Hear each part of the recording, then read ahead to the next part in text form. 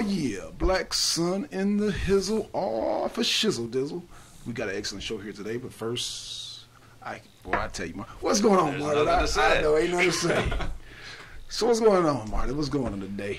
Well, we talked the last time I was here about some of the issues relating to the internet, control over the internet, right? Information security, right, and how communications kind of affect the way that we can struggle for liberation, the way that we can be activists, right? So I was thinking we get into that a little bit, okay, and then not really connected, but kind of connected. I just learned today about there's a prison uprising in Holman Prison, right, which is something I think is very relevant. People need to know about that, so we should talk Absolutely. about that some. And I don't know, whatever you got to talk about. Okay. I want to throw in a little the whole fascist uprising too. With Trump. Yeah.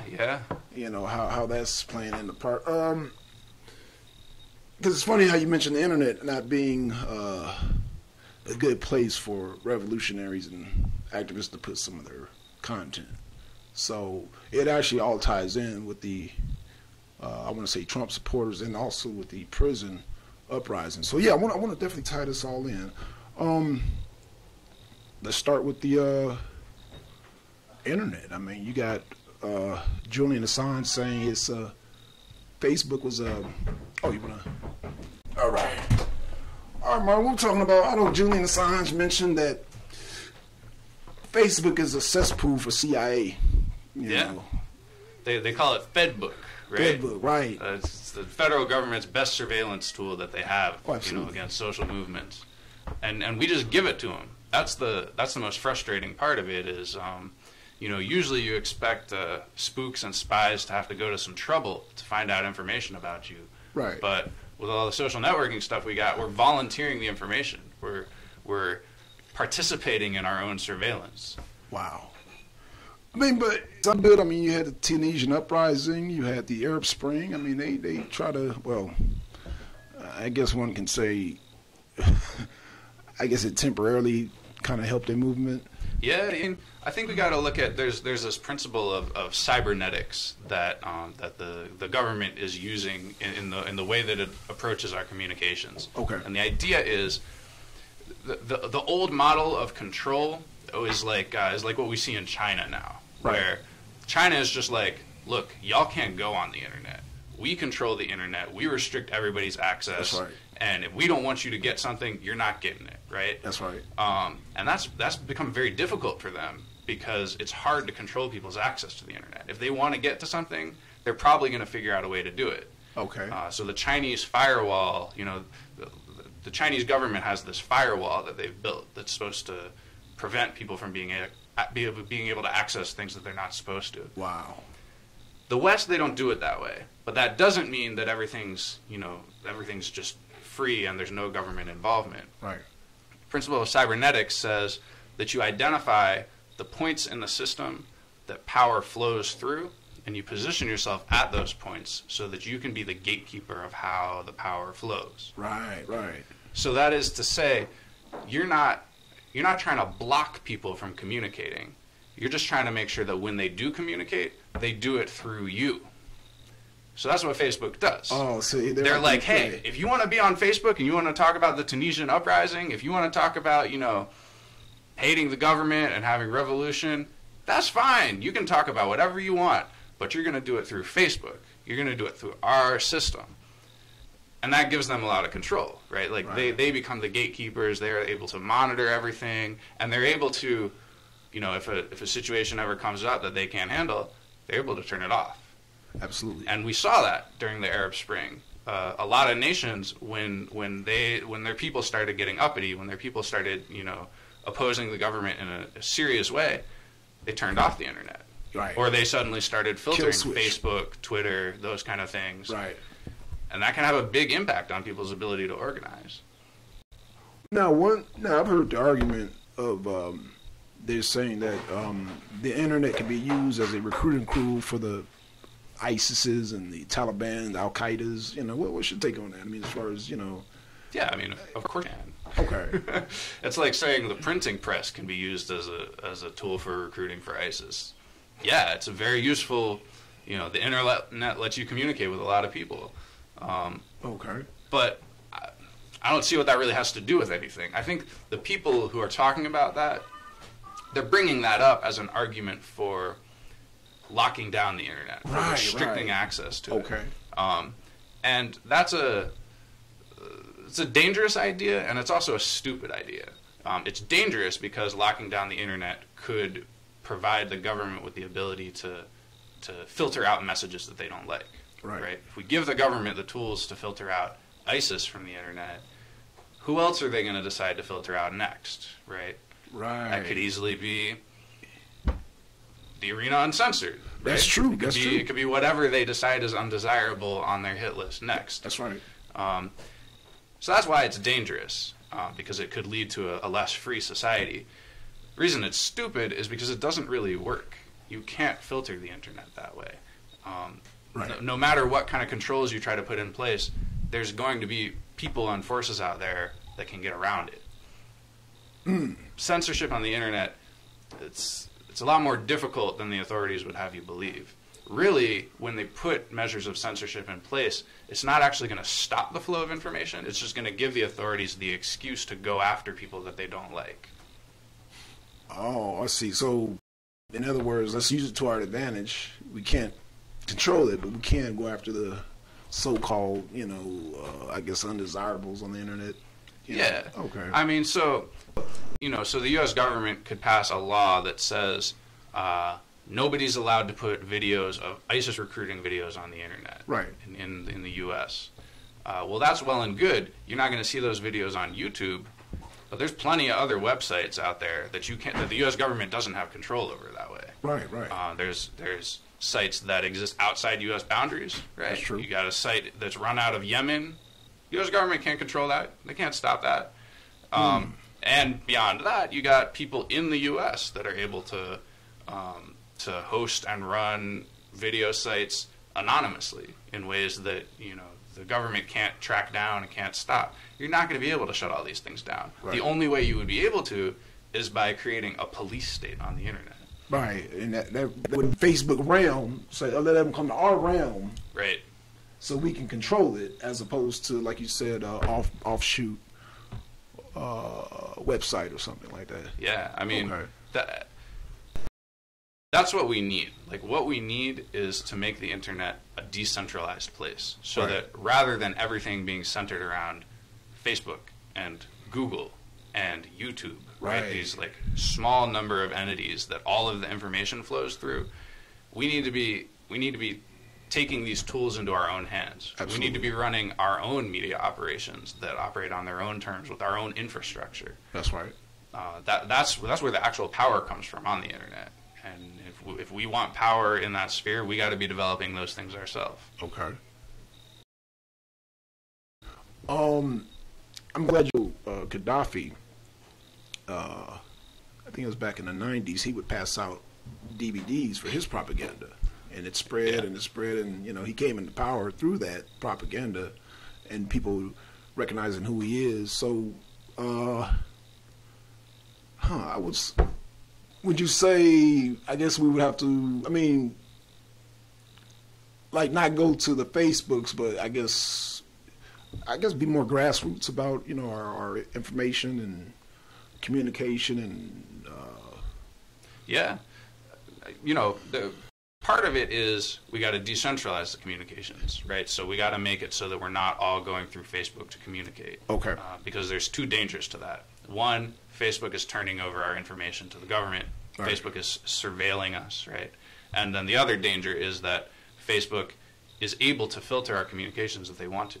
That's right. You ever ask yourself, when you go on Facebook, you look at your feed, why do some things show up on my feed and other things don't? That's right. Right? Like, I know my friend posted this, but I'm not seeing it on the feed. Right. I get a lot of bull Why crap. Is that? Right, yeah. Right? What decides what shows up on there and what doesn't show up on there? The answer is nobody knows except Facebook. Right. It's a secret algorithm that Facebook has that decides what things are going to show up in your feed and what aren't. And they can change that algorithm anytime they want. They can personalize it just to you. Right. And nobody will know how it works.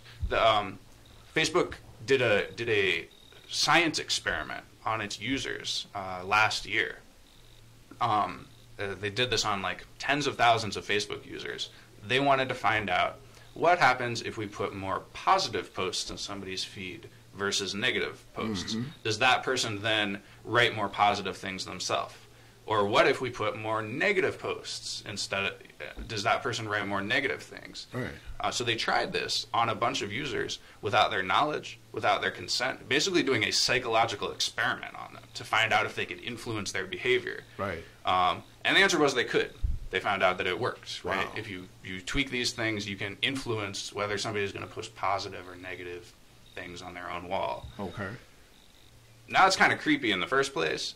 But what's even more creepy is that they're running these experiments on us without telling us and without giving us the option to opt in or opt out. This is just one that we found out about, but it's entirely possible that they're doing this all the time. Like, we're just lab rats for this massive psychological experiment. And the reason is that we all have to go through their servers. We're playing on their playground, and they make the rules. You know, we may not even know what the rules are that we're being subject to. Well, and now that brings me to the prisoners. You know, I heard one of the brothers say, let's call the news. Now, us on the outside, we're kind of leery about the CSNBCs and the ABCs and the Foxes. We're kind of suspect of them. So, how do we provide a safe haven for material like that? Because, just like you guys do Cop Watch, where if your footage get in the wrong hands, it may disappear. Yeah. There's a lot of different approaches. I mean, I think at basis we got to look at what is the media actually made of. Okay. And part of that is it's made of microphones and, that's right, and cameras, right? Right. This is what allows the media to exist.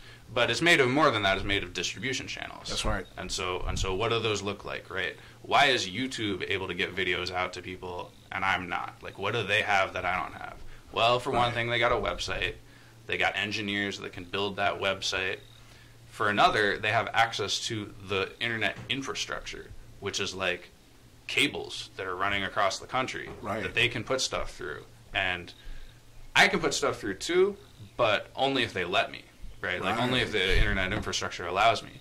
So I mean, we can go through all of these different things and think of how can we control these things directly, right? How can we build our own website with our own engineers? Right. How can we create our own physical infrastructure to be able to send messages, right? Right. We should be able to put up antennas in our own neighborhoods and have them connect directly to each other so that we can circulate information, news, this kind of stuff, without any of the existing internet infrastructure, because that stuff's all owned by Comcast and Verizon and Google, and they could turn that stuff off anytime they want, and they have before. We've seen them.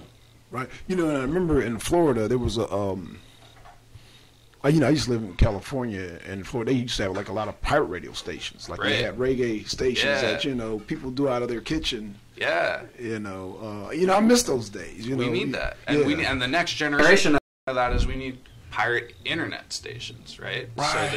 So that I can connect into the corporate internet, the Verizon internet, or I can connect into the free internet, the people's internet. It's run by, and there's actually a really powerful example of this in Athens, Greece.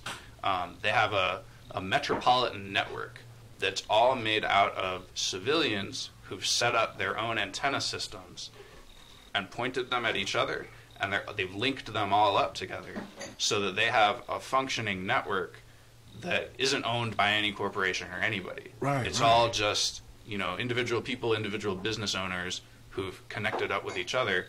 They have their own internet in Athens. Oh wow, okay. And it's voluntarily supported, right? Like it's supported through donations.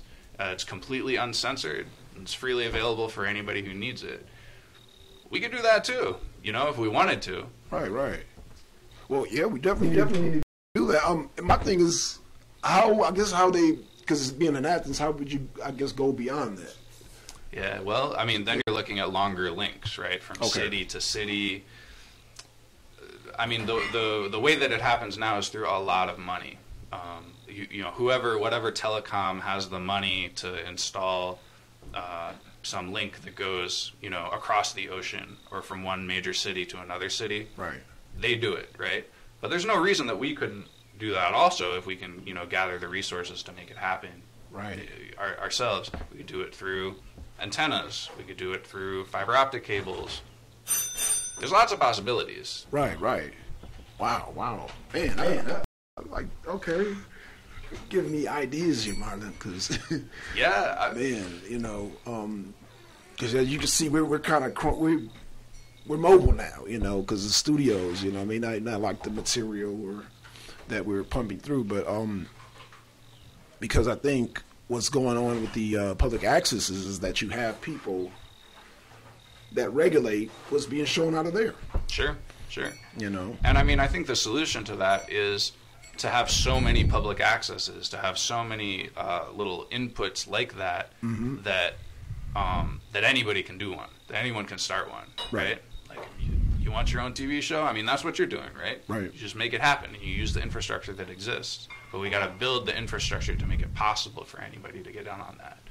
Anybody should be able to start their own pirate radio station. You know, if they got some music that they're not hearing anywhere else, they want to share that with the world, make it happen.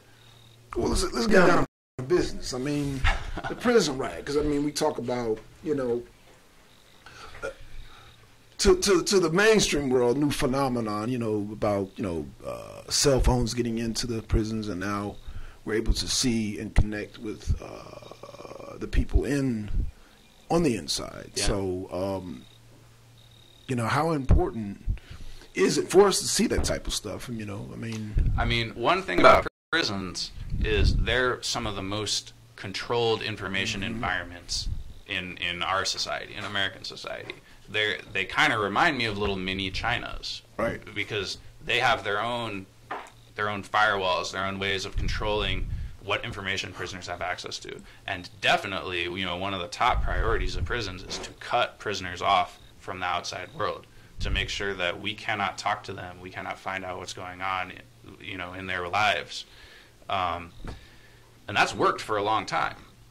You know, for most of American history, we've been, like, prison has been another world. Right. It's a place that we don't know about, we don't care about. But it's breaking down now, and I think you're right. It's because of the cell phones. You know, we got people on the inside now. So to talk specifics, just last night there was a major prison uprising in Holman Prison in Alabama, and I found out about it this morning because there are people in the prison riot who had, you know, phones, were able to shoot video of what was going on. They were able to post messages on social media talking about what's going on. Okay. And so people on the outside found out about it right away. Right. And that's a big change. I mean, I think it's hard to know exactly how that's going to impact, you know, prison resistance, but it seems important. Right. Well, and I'm glad we're talking about, because, I mean, right now, I mean, do we utilize Facebook to get this out there, or do we? I mean, what is our strategy as far as, okay, we got the material now, so what's the next step as far as, because I mean, right now we're talking about Facebook being this cesspool of, you know, the feds, but the majority of people are theirs. So I mean, what do we, I guess, alternative? Yeah. Well, the way that I approach it is, we can use these tools like Facebook, but we can't fool ourselves about who controls them and who they belong to.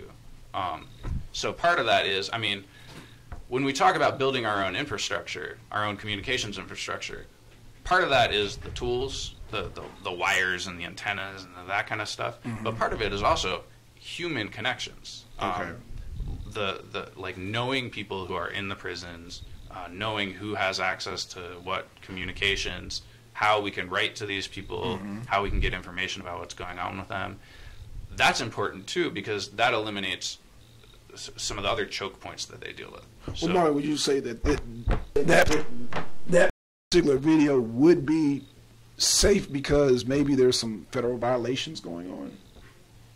So it's not like we're trying to hide, covert information we're putting on Facebook. This is something that needs to get out, as opposed to absolutely, some confidential information. Like, this needs to be brought to the forefront. So sure, okay. But the question is, where are the choke points? Where who could prevent this information from getting out?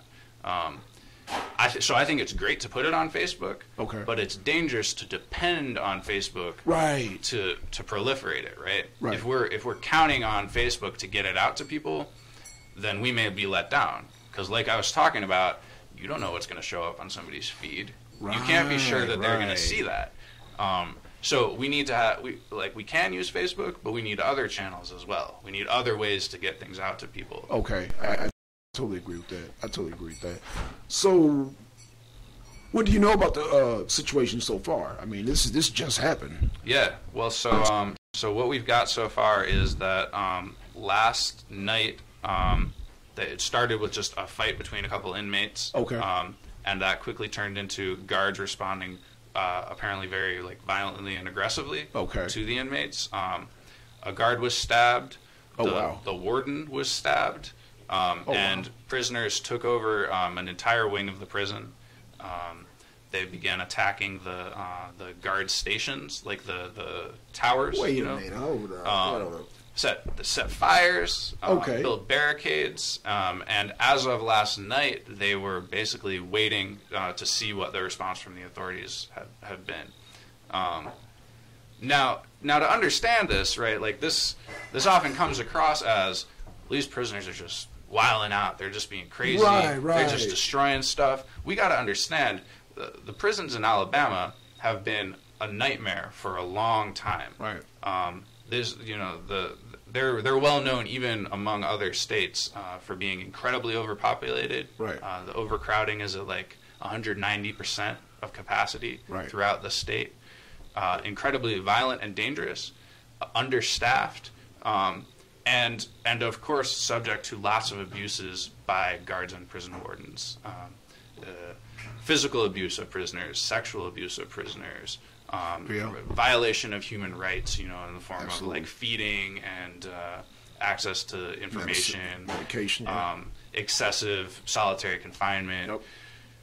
These prisons are inhumane fundamentally. Right. And so when we see these kinds of outbursts, right, of people trying to burn down guard towers and, shut down the prison, it's a direct response to conditions which are unlivable. This is people saying we cannot live like this and we won't live like this and we'll do whatever it takes to, to get free of this. That's right.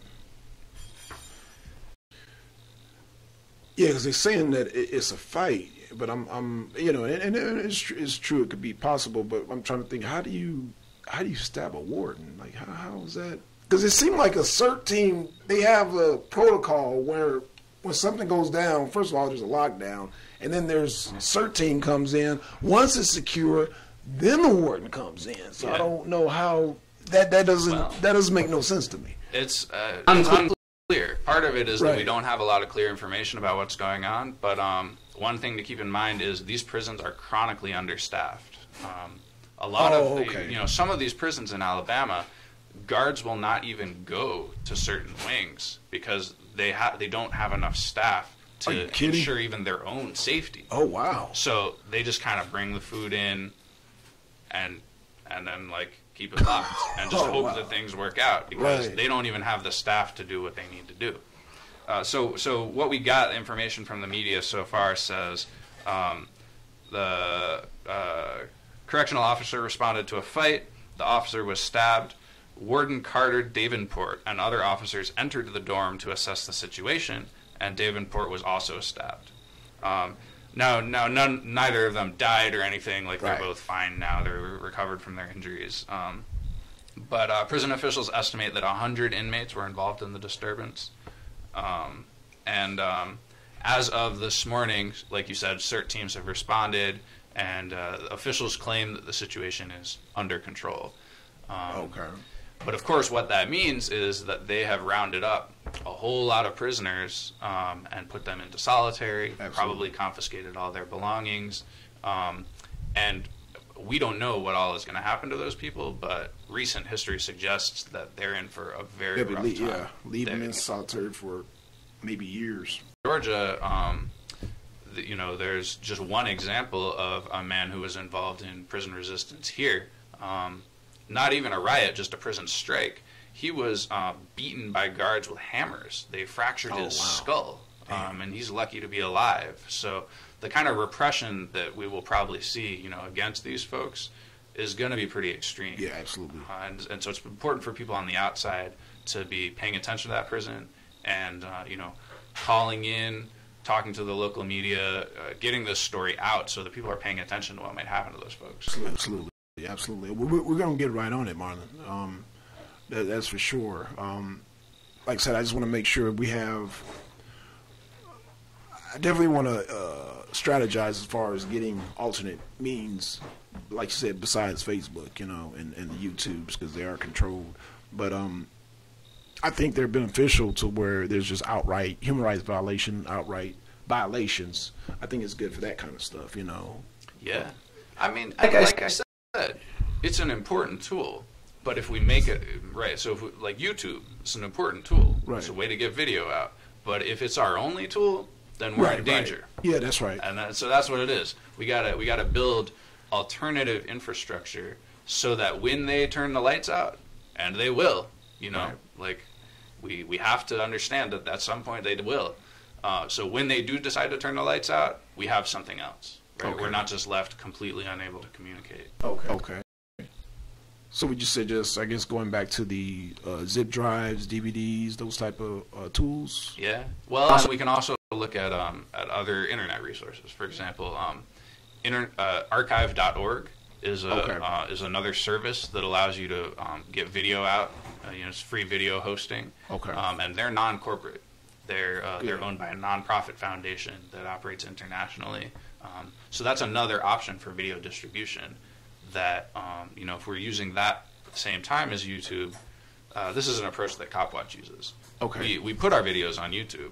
We also put them on archive.org. Okay. And we also retain a copy ourselves. That's right. So that this way, if any one of these entities tries to shut us down, it's still other places. That's right. So if YouTube tries to censor us, you get it at archive.org. If we get raided and police seize our equipment, it's still on, these other sites. We've got multiple channels. That's right. I think that's the key. Okay, good. And I think it's important to, like you said, educate other, because you got other activist groups out here that are, using Facebook and YouTube as their sole, means to get the information out. Yeah, So, think about the number of people that that you only really know how to get in touch with them via Facebook. Like if your Facebook account got deleted, how would you get in touch with a lot of those people? Right. I don't even know their phone numbers, right? I certainly couldn't write them a letter. That's the kind of danger that we're talking about, where when this one channel has the ability to disconnect us from people, absolutely, we're in trouble. We're vulnerable to that. That's right. And of course, another thing, connected to all of this is information security, is the way that we can make sure that we're not being surveilled. Right. Because even if we're using alternate channels to communicate, the government is still able to monitor us. Right. And so when we're looking at that kind of thing, we got to be thinking about encryption. And other tools like that to preserve our anonymity and our security. And that's especially relevant to revolutionaries, absolutely, to political activists, to people who are doing things that the government may want to monitor.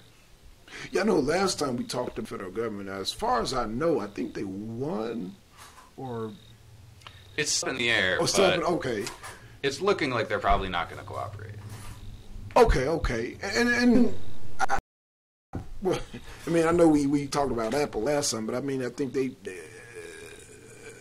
they have the right to. If you have the knowledge and know-how to do a certain thing, I can't come upon you and force you to. I don't know, if you knew how to repair keyboards and computers, I can't mandate you I don't know. It just seems to me, if I don't know the know-how, why should I even have dominion over your know-how? Sure, yeah. You know, you shouldn't anyway. I mean, but I think what we're seeing now is the government used to have sort of full power over access to its civilians' personal effects, right? Right. Like if the government wants to get a warrant to come in your house and go through all of your stuff, they can, and you can't stop them, right? But now we're in this world where there's this corporate power that controls a lot of your information, and there's computer technology which is keeping your information private from the government. So it's not. So they say. Well, okay. Yeah. So they say. Right. But so we end up in this situation where the government and corporate power have to collaborate to violate your privacy. Right. And that's what they've been doing. I mean, the NSA and Google and Apple and Twitter and Facebook, they all have arrangements with, the NSA has arrangements with all these corporations to monitor us. Right. If the NSA needs information about a Google user, they don't even have to ask Google. They just go into Google servers, pull the information out, and then look at it. Right. So there's already this corporate government cooperation that's going on in surveillance, and the government is basically trying to increase that. That's what's going on with Apple. Absolutely. They want to take it to the next level. Will they be able to? I don't know. But the bottom line is, we can't put ourselves in the hands of either of those forces. Absolutely. We can't have the government or Apple deciding how our privacy works. Right, so like who are they to even, make that decision or make that choice? Exactly. I mean, you said it too, yeah. Exactly. If we're looking for Apple to protect us against the U.S. government, we're looking in the wrong place, because neither of those forces have our privacy in mind. Right, absolutely. We got to be looking to ourselves to protect our own privacy. Right. So there's actually, we can talk about, here, I got my phone with me right now, I think. There's an excellent app that you can get if you got an Android phone. Okay. And it's called Signal. I got it on my phone now. This is an app that's designed by anarchist activists. Oh, wow. It uses private key encryption or public key encryption to encrypt your text messages in a way that makes it very difficult for the NSA to monitor. So even if your phone is connected to Google, even if it's connected to Apple, you can get it on iPhone as well. If you're using an application like Signal, it's very resistant to government monitoring, even in cooperation with those corporations. Okay. So if you want to, go to your app store, go to whatever, search for Signal, install that. That's taking a step to protect your privacy, no matter what Apple or Google have decided to do with your privacy. So Signal, just go to the App Store, search Signal. It's got a nice little blue lock icon on there. Okay, I like Get that one, install it. It's free. It's open source. Now does it? Okay. I'm gonna check that out myself. Yeah. Yeah, because like I said, I'm gonna, like I said, a lot of organizations we need to step up. Like you said, just looking for alternatives for, just to. The more little small things that we do like that, encrypt your text messages, encrypt your email, correspond with somebody over the phone rather than over Facebook. Each little step that we take like that makes it that much harder for the government to monitor us. Right. And that's really what it's about. We're never going to have perfect privacy. We're never going to be able to make the NSA leave us alone completely. Right. But the harder we can make it for them, the less they'll do it. Okay. More time they have to put into, or the more time they have to put into trying to infiltrate. At least infiltrate. Yeah, exactly. We can make it more expensive for them. We can make it more complicated. That's what it's going to take. Right now, we're volunteering all that information. Like I talked about at the beginning. That's right. You type in what you're up to and where you're planning to go on the weekend in Facebook. You're just telling the government voluntarily. At least make it a little hard for them, right? At least make them work for it. I know. And it was a case, I think a lot of people remember, it was a female that was from Georgia. And she, I think, moved to Texas, but talking about, we're going to kill the cops and do this and do that. And they just straight arrested her, took her to court and said, It's right there, and I said, "Oh man, that's hard to deny at that point." Right? Yeah, you just gave them the evidence, right?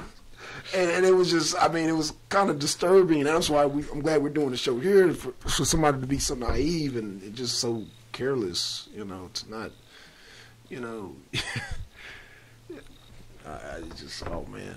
Yeah. I mean, it's a scary thing that I think our whole society hasn't really figured out how scary it is. Right. And as people are getting arrested, as people are, you know, having their, like, you remember the Ashley Madison hack? Did you hear about that? Mm. Ashley Madison is this website that men can sign up with to have affairs. Yeah, you heard of this? Yeah, the adultery. Yeah, right.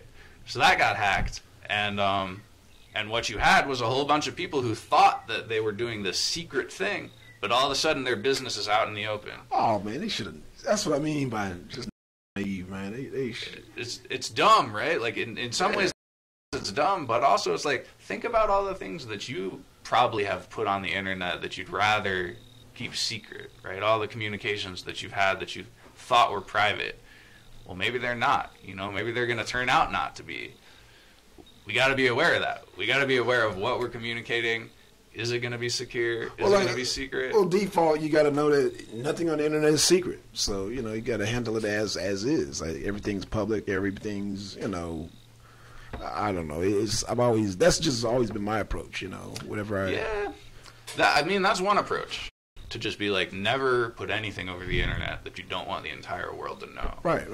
But the reality is, like, anonymity and privacy on the internet have been a big part of it for a long time. I mean, I remember the early internet when you could go into chat rooms or web forums and nobody knew who you were, right? You could talk about things with people and never have to worry about, oh, like, what's my aunt gonna think about this, or right. Will my boss, you know, fire me if he hears that I said this and that? Right. You could express your ideas and you could be who you wanted to be right. without worrying about, you know, word getting out about it. I feel that's an important part of what the internet has to offer. You know, we need to be able to communicate anonymously. Right.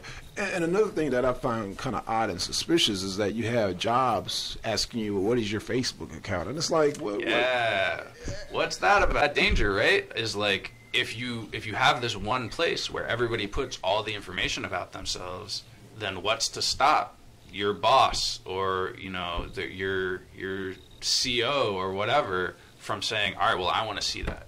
Show me everything that's there. That's basically like asking to see somebody's diary, right? Right, exactly. To look at all their most private communications and thoughts. Like, who would have the audacity to even ask you that? It's like me asking, oh, Mark, let me see your, let me see all your text messages. I mean, what? The audacity. I'm just trying to. I agree, right? But the problem is, if it's your boss, if it's somebody who has power over you, they can ask whatever they want of you. In my opinion, the solution is to not have all of your information collected in one place like that can easily be, you know, exposed. Well, not only that. If my boss asked me for my Facebook, I would say absolutely, because I don't really have a Facebook. Right. I mean, I have a page there with my name on it, but I'd never use it. It has no information about me, so I don't have anything to worry about there. Okay. We're going to have to do another show, too, on Saudi Arabia with the whole labor thing. You know, they have, I don't know if you've heard. No. Oh, man. Oh, yeah, we're going to touch into that. Right. Basically, they have where these people got these visas, they come over to Saudi Arabia and work. And right when they get there, they snatch their passports. Oh. And if the worker tries to escape, they put out my worker's missing, a big old wanted sign, like America's Most Wanted. Like a slave patrol. Man, yeah. Wow. I'm like, man, are they That's serious? real. Yeah, it's real. So, yeah, that's wow. All right, so let's talk a little Donald Trump real quick, you know. I knew we were gonna have to. Real quick, you know. I knew we were gonna have to. We can't avoid him. Can't avoid him. I know you guys got a rally coming. I mean, April's coming up. I know. Yeah. Want to mention that again? Yeah. So April 23rd. The KKK is planning to march on Stone Mountain. Right. Your home. Yeah, absolutely. They're coming to you. Right. My front door. And you know, I think the Klan expects that this is going to be an opportunity for them to make a big showing about how much power they have. Right. And really how much respect they're gaining in society these days. I think that's what they want to do. This is a big recruiting move for them. Right. You know, to get out to all those confused young white folks, you know, who are maybe looking at the KKK and racists as like a thing that they could be a part of. And to really show that, you know, they're a new force. They're a thing that, you know, is going to, you know, be a part of politics. Right, and you know, and I kind of, and I know it is a dangerous thing to ignore, but it kind of made me think when Donald Trump was, you know, the guy asked, you know, are you going to denounce David Duke? He's like, well, who's that? Well, I don't know. Mm-hmm. Well, I mean, what group is that? I don't know. I have to look into the group. And he's like, I'm like, dang, are the numbers that large to where he's ducking them? You know, normally a person would just deny him and denounce him. But he's like, oh, well, David Duke, I don't think we've ever met. And I'm like, oh, wow. It must be some large numbers for him to dance around like that. And I can guarantee you, regardless of how the rest of us see it, the KKK and white supremacists, when they see Trump do that kind of thing, that's like a secret message to them. You know, they see that and they're like, "Oh yeah, Trump is down." You know, like, yeah. What he's saying there is that like we're on the same team. Right. And so they're getting bold. They're getting brave. They're getting aggressive. You know. Right. We saw just recently in Anaheim. You know, the neo-Nazis were stabbing people. Wow. Oh yeah, I heard about that. And they got away with it. You know. Oh, they didn't charge nobody.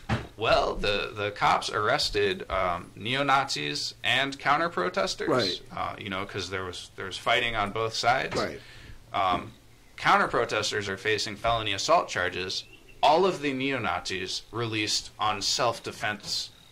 None of them got any charges, and they stabbed people. They put people in a hospital. People could have died. Right.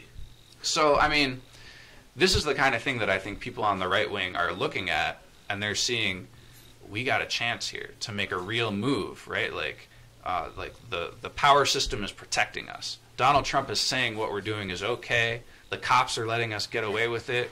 We can make a move here. You know, we can really start to gain some power. And we gotta shut that down.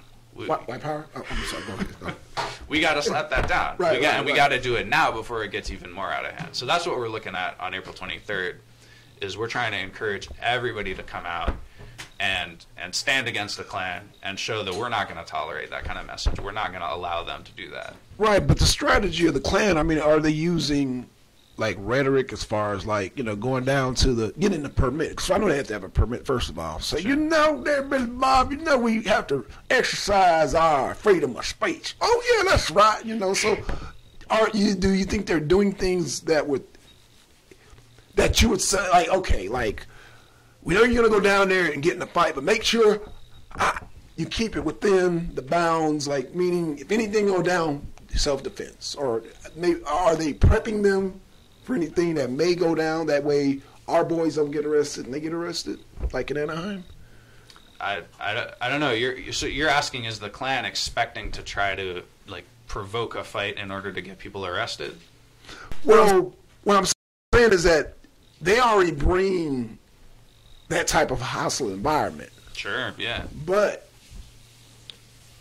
to me, it looks like a chess game. Like they're anticipating. I mean, you go all around the country. You have, like you said, in Anaheim, the stabbings. They had one, I think, in Texas.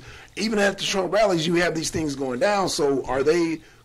Because you said that the police and the Klan work hand in hand. So are they coercing them, saying, "Okay, look, do this, this, this, and this to keep yourself safe, so we don't have to arrest you, and then we'll just go in, you know, like scream self-defense." You know, it's entirely possible. I mean, I don't know. I couldn't say for sure. Okay. But I can say for sure that there are members of the Georgia State Patrol and probably even APD who are members of the KKK themselves. Okay. Like there's police officers who are part of these groups. Right. So it's totally believable that they're going to be working together and kind of conspiring to make sure that Klan members don't go to jail and counter-protesters do. Right, right. And I think that's part of the reason that, you know, when we go out there, we need to be prepared seriously to to protect each other and look out for each other. Okay. Because we know that that we're putting ourselves at risk from more than just the Klan, but also the police. Right. That's more what I worry about is the police. Sure. I don't worry about the Klan. It's the police, because they're the ones, like you said, at the end of the day can, slap the cuffs on you and haul you off. Whereas, you could go to the Klan member, you guys duke it out, whatever. You know what I'm saying? But they have this authority on their side to, okay, well, I lost the fight, but he's going to arrest you. You know what I'm saying? So it's like, and that's what we're down in Anaheim. It's a big danger. I think there's no really safe option. There's no perfectly safe way to oppose the Klan, and that's just that's an unfortunate reality. It's dangerous to stand up against these forces, but we have to, because I think it's more dangerous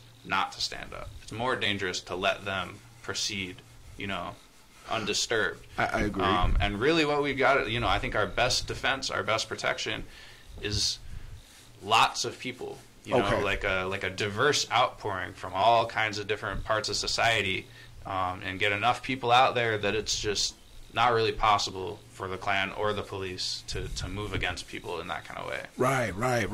I think the numbers have to be so large to even the police don't even trying to. And I think that's possible. I mean, people from all over the Southeast, even outside, even nationally, who are planning to come out on April 23rd.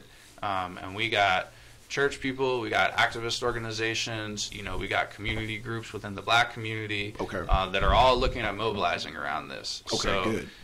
I'm expecting a huge turnout. I'm expecting a really powerful show of force against the Klan. We'll see what happens. Yeah, because like I said, I think the numbers will make the difference. Like I said, because even like I said, my concern is the police. I don't. Like I said, I it's like when you get in a fight and after school fight where everybody has his friends and you got your friends and you feel more like more of a badass. Yeah. So I think if you got Billy Bob and his cousins on the force, because a lot of them, like you said, they part of the Klan, so then they'll be more apt to, and knowing that they won't get arrested, they scream their defense, they feel more emboldened to act out. Yeah. We got to watch each other's backs. Absolutely. That's how it's always been. Really, I mean, the Klan or no Klan, anytime we try to stand up and protest and have any kind of demonstration, we're always facing off against the cops. The cops are always the ones who show out to stop us from doing, what we need to do. That's right. That's part of why I participate in Cop Watch. That's right. To try to, monitor the cops and hold them accountable for the abuses that they do. And that's part of the project of resistance, is we got to find ways to keep each other safe from the police. That's right. Both on the street to make sure that people don't get locked up, and then also if people do get locked up, we gotta be organized to be able to get them out of jail quickly. Absolutely. We got to be organized to support them if they do end up needing to stay in jail for a while. Right. To keep those lines of communication open, like we were talking about earlier. All right. I have to tell some of my people, don't come out dirty. Don't come out dirty, because sometimes people will put themselves in a more dangerous situation, unnecessarily dangerous situation. Shout out to Yanga. He said he was on the Greyhound, and the cops came and had a dog, and then he's like, well, you can't search me, and he, Yanga spit all this stuff to him. Yeah, I believe it. And so the cops got mad, and so the cops ended up leaving, but this guy came up to Yanga and shake his hand. He's like, man, I'm glad, man, that you stood up to him, because I got a pistol and I got, weed. And I'm like, he's like, bro, you can do what I do, but just don't be dirty doing it. Yeah. It's, so you don't do what I do if you're dirty, but if you're not dirty, you're to the right, hey, stand up against them, Yeah. But that's also part of that. That's part of the solidarity of it, right? It's like, maybe you don't got the weed on you, but if you stand up for your rights, that can kind of provide cover and protection for the next guy who maybe really needs to not get searched, or really needs to not get messed with. That's that kind of thing of being able to look out for each other. Right. Let's see what time is here. Okay, so we got about 5 minutes. Okay, so we got about 5 minutes, Marlon. So tell me about this Trump situation. Man, There's which a one? rally in Chicago. I've been hearing about it a little bit. Well, I just kept getting information about it last night. They shut down the Trump rally. Yeah, It's like 1,000 people protesting it. Yeah. They man, I mean, where do I start? I think what invoked it was did you hear about the guy that sucker punched the other guy? Yeah, I saw that. Yeah, so that's been circulating through the internet and, Sure. YouTubes and that. So I think what people, when they saw that, especially in Chicago, when they see that, they're like, oh, no, they're not going to do us like that. So now they come with this attitude like, okay, yeah, because if it's going to be a brawl, then we're ready. That invoked it because people were like, the way it really looked bad because the guy who got sucker punched, the police came and tackled the guy who got punched. Right, they put him in cuffs. Yeah, they put him in cuffs. Yeah, He's like, well, no, wait a minute. So then it took some, actually, it's ironic, it took some, it's kind of funny, but some of the people at the rally was like, no, it was him. So then they arrested the guy, and it's like, okay, so on one hand, you had Trump supporters snitching on the other Trump supporter. You know what I'm saying? They're all radical, but then I guess when the police came, I guess they felt bad. They're like, no, it was him. So yeah, they arrested the guy. But just that image pissed people off, and they should have purposely going there like, oh, they're not gonna do me that way, so I'm gonna go up in there. So yeah, that was the kickoff from that one incident. It's an interesting situation developing. I'll tell you. I mean, personally, I don't hold a lot of stock in electoral politics. Right. I'm not even really particularly concerned with who's going to win the nomination and who's going to get elected and any of this. I don't think that in the grand scheme of things it matters that much. But I'll tell you what feels really interesting about this is it seems like the public is starting to look at politics in a different way. Right. Rather than looking at it as like, all right, there's going to be some guys up on a stage and they're going to say stuff and whatever, and all we can really do about it is talk to our friends or grumble about how we disagree with what they're saying. People are starting to realize we can take direct action in politics.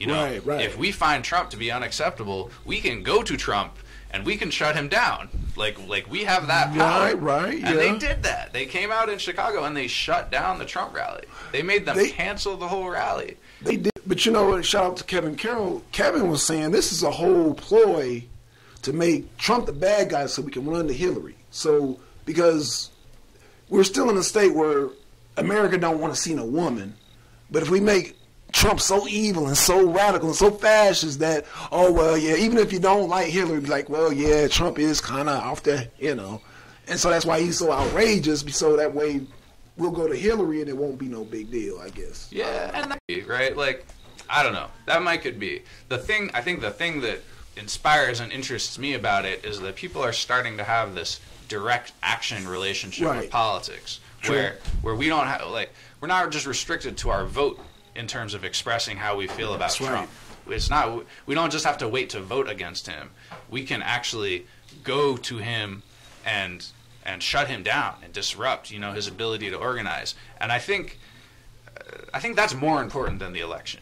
I think it is too. Right, I think that popular resistance against him and against his message showing out on the streets, that's more important than how the election goes down, no matter how it goes down. Because even if he becomes president, we're going to need people in the streets. Oh, absolutely. We're going to need that force still. And so I like to see it building now, So, well, let me ask you a close out. Yeah. So, even Mitt Romney came out and said, that Trump is a fraud. Do you think he's a real candidate, or do you think he's a fraud? I mean, none of them are real people. They're all politicians. Right? Okay. they're all actors who are playing a role. Okay. So no, I don't. But I don't think anybody's a real candidate either. I don't think Bernie Sanders is a real candidate. Okay.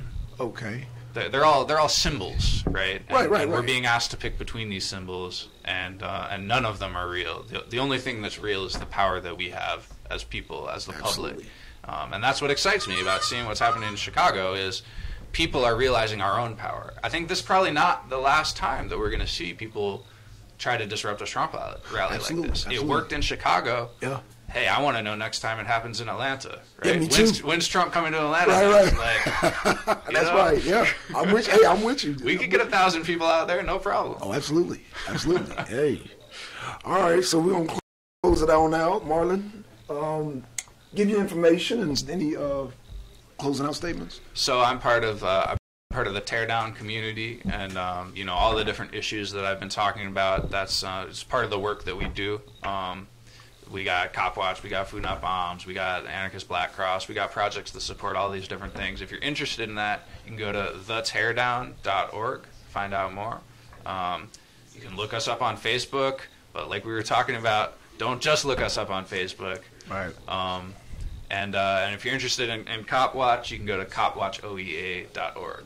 All right. And let me know when you guys film another cop demonstration. I like to help you guys out, you know, because I know y'all had you got the know-how, you got the equipment. That's what we need. Man, I want to. Yeah, I definitely want to record because you know, and I want to play a part in there too. God dang it, you know. Yeah, well, we got to get you to our trainings. You know, we got trainings and stuff to get you up to speed. But but yeah, we should do it. Let's do it, man. All right, man, Martin. Thank you. All right. We out. Peace.